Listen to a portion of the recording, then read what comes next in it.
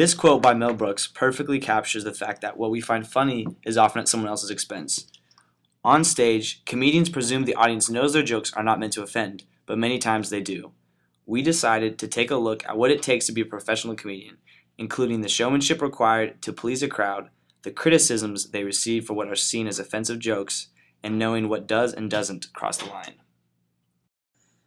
Before we begin, here is a short list of relatable famous comedians that this presentation pertains to.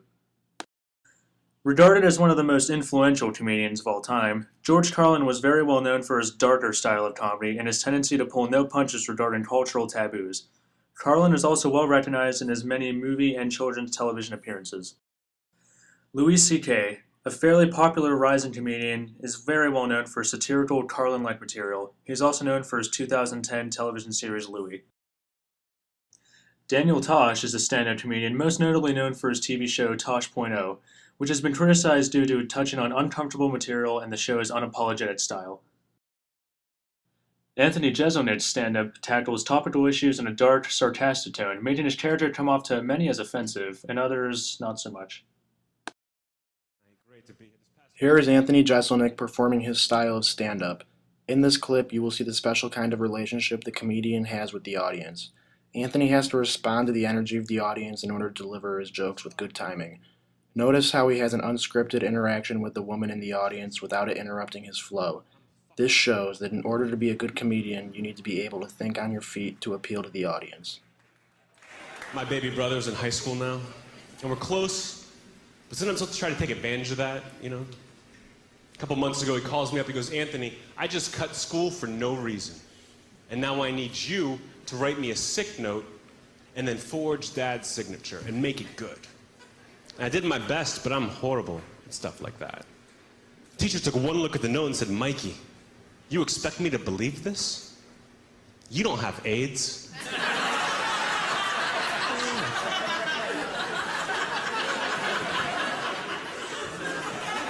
Oh, fantastic. If you guys like that AIDS joke.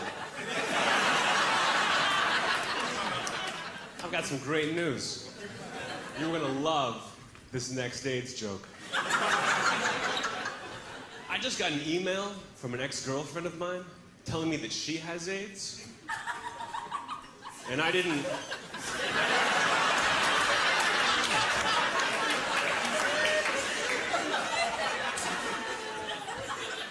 I like your style. I just got an email from an ex-girlfriend telling me that she has AIDS, and I didn't know how to comfort her. So I just wrote back, "I know." You can tell that in this bit, the majority of the people in the audience are enjoying themselves. However, some people could take offense to jokes like this, especially when it's not in the context of a comedy show. For example, The Daily Show's new host, Trevor Noah, is coming under fire for some of his older personal tweets dug up by fans of the show. This situation is causing fans to question whether Noah's style of comedy is right for The Daily Show. They wanted to find out who he was and what he tweeted about in the past. Well, it turns out that as a comedian, he tends to tweet things that might be considered a little offensive. Let me give you some examples.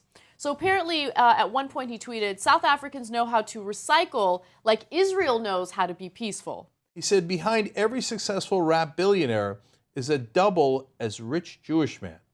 Hashtag Beats by Dreidel. So he actually responded to an Uber fact, and the fact was, the more you fear something, the bigger it appears. And he said, "So I must make women fear my penis." That's a perfectly fine joke.